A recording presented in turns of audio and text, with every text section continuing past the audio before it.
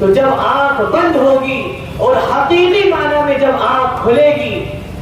اور وہ آنکھ ایک مرتبہ جب کھل گئی تو کبھی بند ہونے والی نہیں ہے. ایسا خواب لوگوں کو دکھاؤ تو اس سے یہ فائدہ ہوگا جیسا کہ جناب نبی کریم صلی اللہ علیہ وسلم نے فرمایا کہ اگر تمہارے اخلاق سے، تمہاری بات سے، تمہاری تعلیمات سے، تمہارے معاملات سے اگر ایک شخص بھی ہدایت یافتہ ہو جاتا ہے، ایک شخص بھی اگر وہ اسٹیٹ وے پر آ جاتا ہے، لا الہ الا اللہ کہنے والا بن جاتا ہے، تو وہ 1000 مرسڈیز، 1000 BMW اللہ کی راہ میں صدقہ خیرات کرنے سے، دان کرنے سے بھی زیادہ بہتر ہے. 100 سرخ اونٹ ان سے بھی زیادہ بہتر ہے. انتہائی زیادہ اعلیٰ قسم کے جو گھوڑے ہوتے ہیں جن کی قیمت آج کے زمانے میں 70 80 لاکھ اور 1 کروڑ ہے، ان گھوڑوں کو، اور ایک کو نہیں 100 گھوڑوں کو اللہ کی راہ میں صدقہ کرنے سے زیادہ بہتر ہے. اور یاد رکھیے اس کو مضبوطی سے تھام لیجئے، مضبوطی سے تھام لیجئے، مضبوطی سے تھام لیجئے، اس لیے کہ جناب نبی کریم صلی اللہ علیہ وسلم کی جو 5 صفات ہیں جو اللہ تبارک و تعالیٰ نے قرآن مجید میں ذکر کی ہے، ان میں ایک صفت داعیا الی اللہ ہے کہ وہ اللہ کی طرف بلانے والے ہیں، اللہ کی اپیل کرنے والے ہیں، اللہ کی طرف اناؤنس کرنے والے ہیں کہ آ جاؤ اللہ کی طرف. اور یہ جناب نبی کریم صلی اللہ علیہ وسلم کی ہمیشہ سے سنت رہی ہے. اور ابھی عزیز محترم نے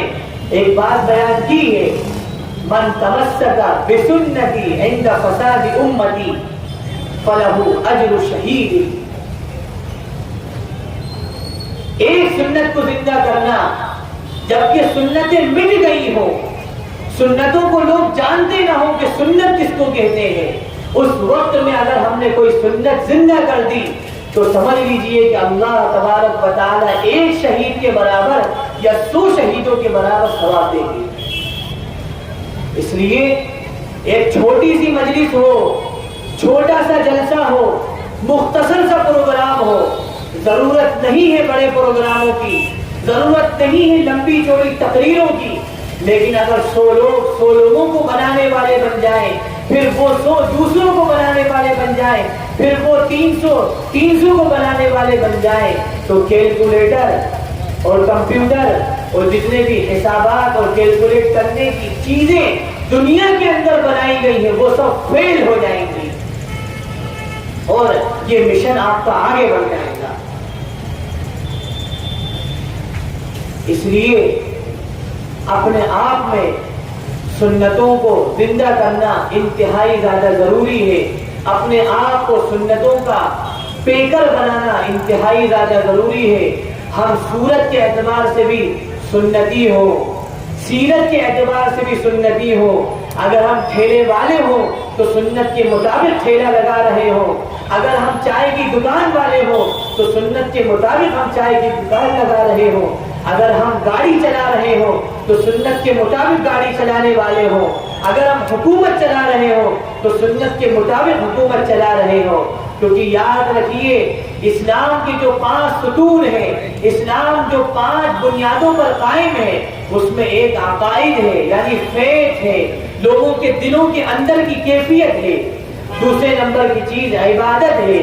اور تیسرے نمبر کی چیز معاملات، کس طرح کے آپ معاملات کر رہے ہیں. اسی طرح سے معاشرت ہے اور اخلاقیات ہے. ہم نے یہ سمجھ لیا ہے کہ دین صرف عبادت کا نام ہے، دین صرف نماز اور روزوں کا نام ہے. ہم یہ بھول بیٹھے، ہم نے اسلام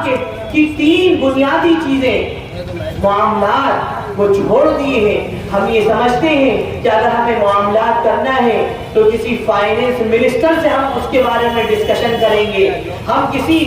بینک کے مینیجر سے معلومات حاصل کریں گے، کسی کمپنی کے ڈائریکٹر سے ہم معلومات حاصل کریں گے. انتہائی زیادہ دنیا کو جاننے والا جو ہے اس سے ہم معاملات کے بارے میں سوالات کریں گے. ایک عالم دین سے ضرورت نہیں ہے معاملات کے بارے میں پوچھنے کی اور کھیلے کے بارے میں پوچھنے کی, فائنینس کے بارے میں پوچھنے کی, لون کے بارے میں پوچھنے کی ایک عالم سے ضرورت نہیں ہے. ہم نے یہ سوچ لیا ہے. لیکن یاد رکھیے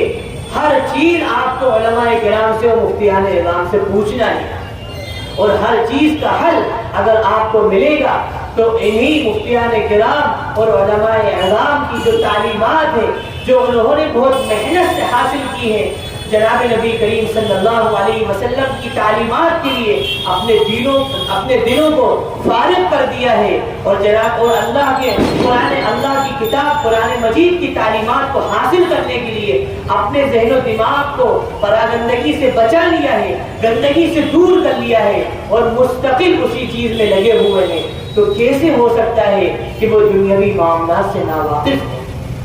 ہر چیز کا حکم, ہر چیز کی تعلیم آپ کو قرآن مجید میں اور جناب نبی کریم صلی اللہ علیہ وسلم کی تعلیمات میں مل جائے گی. اللہ تبارک و تعالی ہمیں صحیح